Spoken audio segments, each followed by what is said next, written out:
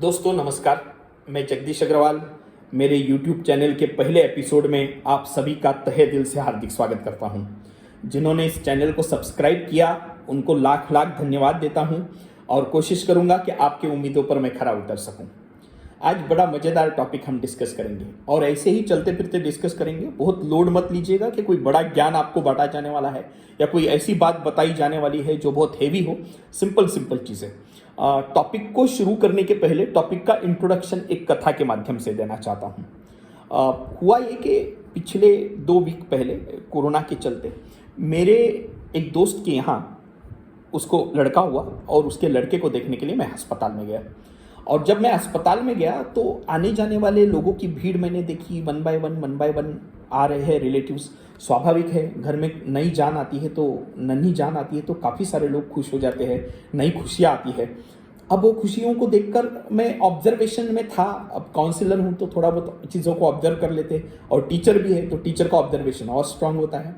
ये ऑब्जर्वेशन में मुझे एक बड़ी मज़ेदार चीज़ ध्यान में आई। वो मज़ेदार चीज़ ये कि हर कोई आने जाने वाला अपने कमेंट दे रहा था, ओहो कितना प्यारा बच्चा है, बिल्कुल अपने पिताजी पर गया है, बिल्कुल अपने बाप पर गया है। फिर दूसरा कोई आया, वो कमेंट किए, अरे चाची नहीं, ये तो अपनी माँ जैसा दिख रहा है। फिर तीसरा कोई आया, नहीं, ये तो दादा जैसा दिख रहा है जी।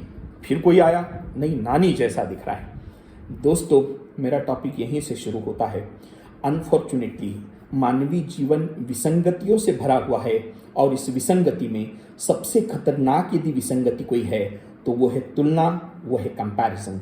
तो आज हम जो 5-7 मिनट का डिस्कशन करेंगे वो मात्र कंपैरिजन इस विषय को लेकर करेंगे। मित्रों कितनी मज़ेदार बात है, जन्म के साथ आदमी का कंपैरिजन स्टार्ट हो जाता है। ये कंपैरिजन जो आदमी का जो कंपैरिजन स्टार्ट होता है वो उसके मम्मी जैसा दिखता है, पापा जैसा दिखता है, दादा जैसा दिखता है, दादी जैसा दिखता है। यानी आदमी के जन्म के साथ ही आपने कंपैरिजन की एक रस्सी उसमें बांधी और ये रस्सी आप काफ़ी लंबे देर तक चलाते रहोगे। ये कंपैरिजन रिश्तों में होता है, ये कंपैरिजन बच्चों को लेकर किया जाता है, ये कंपैरिजन बुद्धिमत्ता को लेकर किया जाता है, ये कंपैरिजन स्किल को लेकर किया जाता है। माफ़ कीजिए आप सभी मुझे, लेकिन मुझे लगता है कि हम अपने आप में विधाता का वो निर्माण है जो अपने आप में यूनिक है, अपने आप में विशेष है। और मुझे लगता है जब 5 उंगलियों का कंपैरिजन एक दूसरे के साथ में नहीं हो सकता तो फिर 2 अलग अलग व्यक्तियों का, 2 भिन्न व्यक्तियों का कंपैरिजन कैसे संभव है? संभव ही नहीं। मुझे लगता है कि हमारे जीवन में जितने दुख आ रहे हैं, हमारे रिश्तों में जितने दुख आ रहे हैं, हमारे इंटरपर्सनल रिलेशनशिप में जितने प्रॉब्लम्स क्रिएट हो रहे हैं, उस प्रॉब्लम का एकमात्र रीज़न कंपैरिजन है। दोस्तों आप कहेंगे अग्रवाल सर समस्या ही बता रहे हैं, समस्या का सोल्यूशन भी बताइए। पहले समस्या पूरी सुन लीजिए। ये कंपैरिजन जितना छोटा दिखता है ना उतना छोटा है नहीं। ये कंपैरिजन जेलसी को पैदा करता है, ये कंपैरिजन कुंठा को जन्म देता है, ये कंपैरिजन डिप्रेशन को जन्म देता है, ये कंपैरिजन फ्रस्ट्रेशन को जन्म देता है। अब आप देखिए ह्यूमन लाइफ सिर्फ 65-70 ईयर्स की है। यानी इंडिया में ऑन एन एवरेज लाइफ हम देखें तो 65 ईयर्स की ह्यूमन लाइफ है। ये 65 ईयर्स जो most important 65 years of life रहने वाले हैं, ये 65 ईयर्स में यदि हमने कंपैरिजन जैसे घृणित चीज़ को जगह दे दी तो हमारी लाइफ फ्रस्ट्रेशन में, कुंठा में, डिप्रेशन में, क्या इसी तरह से हमको हमारी लाइफ बितानी है? दोस्तों कंपैरिजन तब और भी ज़्यादा पेनफुल हो जाता है जब आपकी क्षमता का विचार ना करते हुए दूसरे की क्षमता के साथ आपको कंपेयर किया जाता है। शायद ये वीडियो देखने वाले मम्मी पापा मुझसे बहुत नाराज़ होंगे, लेकिन माफ़ कीजिएगा हम आसानी से बोल देते हैं कि आपका बच्चा हर बार कंपैरेटिव मोड में रहता है, कंपैरिजन के मोड में रहता है और रहता ही है। I have seen this. कई सारे मेरे साइकोलॉजिस्ट दोस्त थे वो कहते हैं कि बच्चे जब घर पे आते हैं और मम्मी के हाथ में उनका पेपर लग जाता है जो कभी 2 वीक पहले हुआ था, मम्मी वो ट्रिग्नोमेट्री का पेपर देखती है और चिल्लाती है, अरे तेरे को तो 20 में से 12 ही मार्क्स मिले, 12 ही नंबर मिले। और उसको जो स्कोल्ड करना शुरू करती है तो बच्चा हल्के से जवाब दे ही देता है, मेरे को 12 तो मिले, अपने बाजू वाले को 5 ही मिले हैं। यहाँ से कंपैरिजन आप अनुभव करते हैं। इससे भी मज़ेदार कंपैरिजन होता है, मम्मी चिल्लाने लगती है कि अरे ये पेपर में सर्कल में 12 में से तुमको 6 ही नंबर है, 50% ही नंबर है। तो बच्चा मम्मी को याद दिलाता है कि 6 महीने पहले जो टेस्ट हुआ था उसमें उसने आउट ऑफ नंबर लाया था। ये कंपैरिजन के बड़े मज़ेदार तरीके हैं। लेकिन पालक मित्रों, एक चीज़ मैं बता दूं, आप में से जो पालक इस वीडियो को देख रहे होंगे, ये कंपैरिजन की शुरुआत हमने खुद ने की हुई है। हाँ, आपको बड़ा बुरा लगेगा, लेकिन ये कंपैरिजन की शुरुआत तो आप ही ने की हुई है। ये कंपैरिजन तब शुरू हुआ जब आपका बच्चा खेलने लगा, चलने लगा, तो आपने कंपैरिजन का पहला कमेंट पास किया, आपका बच्चा कितने महीने में चलने लगा? ओहो हो 10 महीने में? नहीं जी, हमारा बच्चा तो 9 महीने में ही चलने लगा। अच्छा, आपकी लड़की कितने महीने में बोलने लगी? ओके ओके ओके, इसको 12 महीने लग गए बोलने में? नहीं जी, ये तो 9 मंथ में ही बोलने लगा था। ये कंपैरिजन आपने तब से शुरू किया, और कंपैरिजन का ये जहर इतना गाढ़ा हो गया, इतना कठिन हो गया कि आपने वो कंपैरिजन उस लेवल तक आप उस कंपैरिजन को लेकर आए जहां आपके बच्चे के मन में कुंठा निर्माण हो गई। अब आपका बच्चा जो रेस में दौड़ रहा है, वो रेस में दौड़ते हुए पहला टारगेट सेट कर रहा है। पूछो टारगेट कैसे सेट हो रहा है? मेरे दोस्त को इतने नंबर है, मेरे को उतने नंबर मिलने चाहिए। यानी आप पढ़ाई किस लिए कर रहे हैं? अपने दोस्त के नंबर से ज़्यादा नंबर लाने के लिए आप पढ़ाई कर रहे हैं। पेरेंट्स यहाँ कंपैरिजन में रुके नहीं।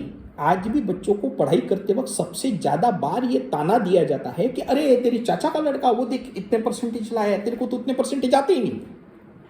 अरे तेरे मौसी की लड़की वो तो MBBS बन गई, तू कहाँ बनेगा, 2 घंटा तो नहीं पढ़ पाता ठीक से। ये कंपैरिजन यहां भी नहीं रुकता, इससे भी खतरनाक रूप धारण कर लेता है। यानी 90% स्टूडेंट्स इस बात को लेकर अग्री करेंगे मेरे साथ में कि फादर से मिलने वाला एकमात्र कंपैरिजन का उदाहरण जो होता है वो ये होता है, हमारे जमाने में तो हमारे पास 2 ही जोड़ी कपड़े हुआ करते थे, और तुम्हारे जमाने में तुम्हारे पास कितने सारे कपड़े हैं, मेरे पास एक ही साइकिल होती थी, तुम्हारे पास। बच्चे ने रट लिया साहब, आप जो बोल रहे हो, बच्चे को रट्टा हो गया वो, आप जो कंपैरिजन कर रहे हो। ये कंपैरिजन आपके बच्चों को कोई भलाई नहीं देगा, ये कंपैरिजन आपके बच्चों को बढ़ाएगा नहीं। ये कंपैरिजन कॉलेज के मामले में है, ये कंपैरिजन स्कूल के मामले में है, ये कंपैरिजन कोचिंग के मामले। मैं कोचिंग इंस्टीट्यूट चलाता हूँ, इसलिए मैंने एक सर्वे की कि बाबा 100 बच्चे अग्रवाल में क्यों ज्वाइन हुए, और उनसे पूछा कि बाबा अग्रवाल में क्यों ज्वाइन हुए, आप दूसरे क्लासेस में क्यों नहीं गए? 100 में से साहब मुझे काफ़ी अभिमान था कि नहीं मेरी क्लासेस बड़ी अच्छी चल रही होंगी, इसलिए बच्चा जवाब देगा नहीं अग्रवाल में अच्छी पढ़ाई होती है इसलिए मैंने ज्वाइन किया। 90% स्टूडेंट का ये जवाब था कि उन्होंने अग्रवाल इसलिए ज्वाइन किया कि अग्रवाल में उनके दोस्त थे। आप सोचिए कितना गंभीर विषय है। यानी कोचिंग जैसे संस्थान के बारे में जहां हम ये सोचते हैं कि कोचिंग में जाकर बच्चा पढ़ने वाला है, आगे बढ़ने वाला है, वो बच्चे ने वो क्यों ज्वाइन किया है? क्योंकि उसके दोस्त थे, उसके दोस्त ने रिकमेंड किया, इसलिए बच्चे ने ज्वाइन कर लिया। मोस्ट ऑफ द टाइम हम इस तरह की स्थितियां निर्माण कर रहे हैं जहां हमारे बीच में एक फैशन सा क्रिएट हो गया। पड़ोसी ने ये कंपनी का टीवी लाया, मैंने उस कंपनी का लाना चाहिए। पड़ोसी का लड़का वो कोचिंग में पढ़ रहा है, मेरा बच्चा उस कोचिंग में पढ़ना चाहिए। उसने वो बात की, मेरे बच्चे ने करनी चाहिए। चाचा का लड़का इंजीनियर है, मेरे बच्चे ने बनना चाहिए। और सबसे खतरनाक स्वरूप कंपैरिजन का ये है, हम रिश्तों में भी कंपैरिजन ला रहे हैं। ये तो बच्चों के बारे में जो कंपैरिजन बोला वो तो साफ समय के साथ में खत्म हो जाएगा, हो सकता है समय के साथ में सुधर भी जाए, लेकिन रिश्तों में जो कंपैरिजन के बीज हम बो रहे हैं वो एक दूसरे के बारे में मात्र घृणा और घृणा का निर्माण करेंगे, बाकी कुछ भी नहीं। मैं आप सभी से रिक्वेस्ट करना चाहता हूं, आपने किसी को दोस्त करके स्वीकार किया है ना, उसको कहा ना कि ये मेरा दोस्त है, आपने एक रिश्ता बनाया दोस्त का। आपने किसी को भाई कह के स्वीकार किया है ना, आपने पति कह के स्वीकार किया है ना, पत्नी कह के स्वीकार किया है ना, इवन गर्लफ्रेंड कह के स्वीकार किया है ना। तो मेरी आप सभी से रिक्वेस्ट है, वो रिक्वेस्ट इस तरह की है कि किसी भी व्यक्ति को जब आप स्वीकार करते हैं तो उसके गुण और दोषों के साथ में स्वीकार कीजिए उसको पूरे गुण और पूरे दोषों के साथ। मेरा ये कतई कहना नहीं कि आप उसके दोष पर टिप्पणी मत कीजिए, लेकिन अनफॉर्चुनेटली जिस सामाजिक व्यवस्था में, जिस परिवेश में हम और आप रह रहे हैं, उस परिवेश में डिस्कशन के लिए डिस्कशन होता है, सॉल्यूशन के लिए डिस्कशन नहीं होता। मेरी रिक्वेस्ट है, आप सॉल्यूशन के लिए डिस्कशन करना स्टार्ट कीजिए। किसी के दोषों को दूर करने का सबसे अच्छा उपाय यदि कोई है तो उसे सामने बिठाकर उसके दोषों के बारे में उसके साथ में चर्चा कीजिए, उसका पक्ष समझ लीजिए। हो सकता है वो किसी गलतफहमी का शिकार हुआ और इसलिए गलतियां करता जा रहा हो, उसकी गलतियां दूर कीजिए। तब रिश्ते अच्छे बनेंगे, रिश्ते मधुर बनेंगे। हम रिश्तों में एक्सटेम्पर रिएक्शन जो देने जा रहे हैं ना, ये सारा कंपैरिजन का सॉफ्टवेयर सेट हो गया साहब। और कंपैरिजन का सॉफ्टवेयर जो दिमाग में सेट हो रहा है ना, वो कंपैरिजन का सॉफ्टवेयर हमको कंपेल कर रहा है कि हम एक्सटेम्पर रिएक्शन दें, यानी सामने वाला गलती कब करता और हम अपनी रिएक्शन कब देते। इसमें एक कैटेगरी तो और भी खतरनाक लोगों की है, उन लोगों से तो मैं तौबा करता हूं। वो इंतजार करते कि सामने वाला इस तरह की गलती करेगा और बाद में मैं उस पर प्रवचन दूंगा। आपकी जानकारी के लिए बता दूं, इस तरीके से हम ना बच्चों को पनपा पाएंगे, ना अपने रिश्तों को सेफगार्ड कर पाएंगे, ना समाज को कोई कंट्रीब्यूशन दे पाएंगे, ना खुद के जीवन में कोई कंट्रीब्यूशन दे पाएंगे। मेरी आप सबसे विनती है, कंपैरेटिव मोड से बाहर आने की कोशिश कीजिए। और कंपैरिजन से बाहर आना बहुत ही सिंपल है। रिश्तों में जैसे मैंने बताया कि रिश्तों में यदि आप कंपैरिजन के मोड में जा रहे हैं तो टीका टिप्पणी जरूर कीजिए, लेकिन टिप्पणी करते वक्त इस बात का एहसास रखिए कि सामने वाले की अस्मिता कहीं ना कहीं हैम्पर ना हो, डैमेज ना हो, उसका स्वाभिमान कहीं ना कहीं आपकी तरफ से हर्ट नहीं होना चाहिए। आप सामने बिठाइए, चर्चा कीजिए कि ये दोष आप में है, उन दोषों को लेकर आप अपनी राय दीजिए। आपके पास में कुछ अच्छा सजेशन रहता वो दीजिए, अदरवाइज सामने वाले की राय सुन लीजिए। मुझे लगता है ज्यादा बेनिफिट्स होंगे। विद्यार्थियों के कंपैरिजन के तो मैं कंप्लीट खिलाफ हूं, पालक इसके लिए मुझे माफ करें। कंप्लीट खिलाफ इसलिए हूं कि मैं ये स्ट्रांगली मानता हूं कि हर विद्यार्थी की अपनी प्रतिभा है, और उस प्रतिभा को लेकर वो विद्यार्थी यदि एक बार अपने आप में खुद का कंपैरिजन करना चालू कर दे, दूसरों से कंपेयर करने के बजाय, दूसरों से ईर्ष्या करने के बजाय खुद के साथ यदि कंपैरिजन करना चालू कर दे, तो मुझे लगता है वो विद्यार्थी के लिए प्रगति करना बहुत मुश्किल नहीं होगा, बहुत आसान होगा। पालकों को एक छोटी सी सलाह है, आपके बच्चे को 20 में से 5 मार्क आ गए, 5 नंबर आ गए, और 5 नंबर आने के बाद में आप अपने बच्चे को बाजू में बिठाइए, उसकी पीठ पर हाथ रखिए और उसे मात्र इतना कहिए कि हाँ, नेक्स्ट टेस्ट होगा ना, उसमें 6 नंबर लाना। बहुत टेस्ट होने वाले हैं साहब, काफी सारे टेस्ट होने वाले। और let me convey you, let me tell you, यहां जीवन में रेस जो लगी हुई है, इस रेस में कोई परीक्षा ऐसी नहीं है जिस परीक्षा में नंबर 1 के पोजीशन पर जाने के बाद आप इस बात का एश्योरेंस दे सकते हो कि ये लाइफ जो जिएगा वो सक्सेसफुल लाइफ ही रहेगी। 10वीं में बच्चे टॉप आते हैं, क्या उनका करियर बन जाता है? 12वीं में टॉप करते हैं 99% के साथ, क्या उनका करियर बनता है? आप सोचिए, गंभीरता से सोचिए। IIT में टॉप कर लिए, उनका करियर बनता है? निश्चित रूप से नहीं साहब। सबसे इंपॉर्टेंट क्या है? हम इंपॉर्टेंट हैं, वी आर इंपॉर्टेंट। एक पर्सन इंपॉर्टेंट है, उसकी अस्मिता इंपॉर्टेंट है, उसका स्वाभिमान इंपॉर्टेंट है। मेरी आप सभी से रिक्वेस्ट है, बच्चों को जब ग्रो करवाना चाहते हो ना, तो उसके सर पर हाथ रखिए, बोलिए बेटा ग्रो करना है तेरे को। और ग्रो करने का तरीका ये नहीं कि उसको 90% आ रहे तो तेरे को 90% आनी चाहिए। ग्रो करने का सिंपल सा तरीका है साहब, और वो सिंपल सा तरीका ये है कि आप अपने बच्चे को बोलो, बेटा रेस खुद से लगाना। तो आज 5 नंबर पर खड़ा है, कल 6 नंबर पर होना चाहिए, परसों 7 नंबर पर, बाद में 8 नंबर पर। कभी आपका बच्चा गिर भी जाए ना, तो उसको संभालने का तरीका और सलीका आपको आना चाहिए।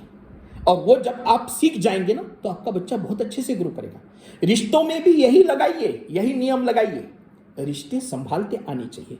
गलतियों को बढ़ाकर बताने वाला बड़ा नहीं होता, गलतियों को संचालित करने वाला बड़ा होता है। गलतियों का संचालन करने वाला कि नहीं, उसमें से सॉल्यूशन बताने वाला। संचालित कर दी मैंने गलती, हाँ ये गलती हो रही, मैंने संचालन दे दिया, ये गलती हो रही, और उसमें सॉल्यूशन देने वाला कि बाबा उसका ये सॉल्यूशन है। और आप जब किसी भी गलती को मॉनिटर करोगे तो सॉल्यूशन के साथ में मॉनिटर कीजिए, डिस्कशन के लिए डिस्कशन मत कीजिए। ये रिक्वेस्ट है, मेरी विनती। अंतिम 2 चीजें बताना चाहता हूं। स्टूडेंट्स है, अब ये जो एज ग्रुप चालू होता है 12वें साल से लेकर तो 18, 20, 22, 24 तक, इनको आजकल सोशल मीडिया का अट्रैक्शन है, और वो सोशल मीडिया का बड़ा मजेदार अट्रैक्शन इनके दिमाग में। और वो मजेदार अट्रैक्शन ऐसा है कि इनको लगता है कि फेसबुक पर मेरे 5000 फ्रेंड्स है, 10,000 फ्रेंड्स है, हो गया, जीत ली मैंने दुनिया, जीता वही सिकंदर वाला काम हो जाता है। इनको लगता है मैं सिकंदर हूं, मेरे इतने सारे फ्रेंड्स हैं।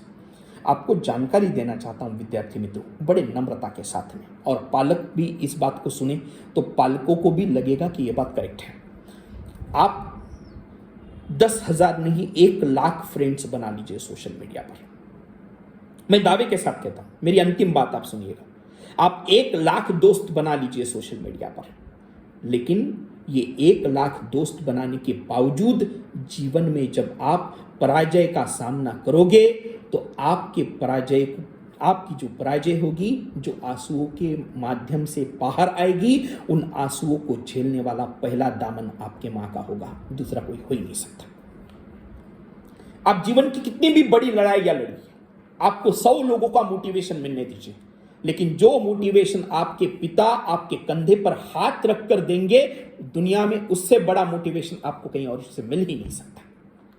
मुझे लगता है कंपैरिजन की इस होड़ में हम एक दूसरे के प्रति जो संजीदगी है, जो संवेदना है, उसको खत्म कर बैठे। मैं आप सभी पालकों से, सभी विद्यार्थियों से, आप सभी से गुजारिश करता हूँ कि कंपैरिजन से अपने रिश्तों को बाहर लाइए, कंपैरिजन से अपने पालकत्व को बाहर लाइए, कंपैरिजन से आप यदि पाल्य है तो अपने आप को भी आप कंपैरिजन से बाहर लाइए। कंपैरिजन से यदि हम एक बार बाहर निकल गए और खुद के साथ में अपने आप को कंपेयर करते रहे तो जीवन में विकास होगा। और दोनों भावनाएं गलत है स्टूडेंट। एक वो भावना जो ये बोलती है कि जो मिल रहा है उसमें खुश रहो, नहीं, जीवन के उस पड़ाव तक खुश मत रहना जिस पड़ाव तक आप जा सको। नहीं, स्काई इज द लिमिट कहा जाता है, नहीं रहना खुश। लेकिन खुश नहीं रहने का मतलब ये नहीं विद्यार्थियों कि आज आपको खुश नहीं रहने का मतलब ये नहीं कि जिंदगी बस चिंता में बैठे रहना या ये बोलना अरे यार मेरी जिंदगी खराब हो गई। नहीं, खुश ना रहने का सिर्फ एकमात्र मतलब है रोज अपने आप को नए नए टारगेट देते रहना। आज ये अचीव सेलिब्रेशन करो, कल फिर दूसरा टारगेट बनाओ, नहीं इससे आगे, इससे आगे, इससे आगे। और जब टारगेट सेट करते रहोगे तो दूसरे के साथ में अपने आप को कंपेयर नहीं करना है, खुद के साथ में खुद को कंपेयर करना। यानी टारगेट सेट करो, उसको सेलिब्रेट करो, खुशियां मनाओ, फिर नहीं ये नहीं, अभी नेक्स्ट, फिर नेक्स्ट टारगेट बनाओ, उसको अचीव करो, फिर खुशियां मनाओ। मराठी में वी.स. खांडेकर साहब ने एक नॉवेल लिखी थी, उस नॉवेल की बहुत 4-5 लाइन्स बहुत अच्छी हैं, और उसका हिंदी में मतलब आपको समझाता हूँ। खांडेकर साहब ये कहते हैं कि इंसान का जीवन टूटे हुए सपनों को लेकर जीने के लिए नहीं हुआ है। सपना देखा है तो टूटेगा, लेकिन एक सपना टूटने के बाद हमने दूसरा सपना गढ़ना चाहिए, दूसरा टूटने के बाद हमने तीसरा सपना गढ़ना चाहिए। और ये सपना, एक नया सपना बुनने की जो प्रोसेस है वो हमारे अंतिम दिन तक चलनी चाहिए। जो लोग टूटे हुए सपनों को लेकर रोते हैं वो इतिहास नहीं बना पाते, जो रोज नए सपने गढ़ते हैं वो नया इतिहास बना पाते हैं। मुझे उम्मीद है कि आपको यह आज का वीडियो पसंद आया होगा। पसंद आया तो लाइक कीजिए, शेयर कीजिए, सब्सक्राइब कीजिए। जगदीश अग्रवाल की तरफ से बहुत बहुत धन्यवाद। Thank you very much.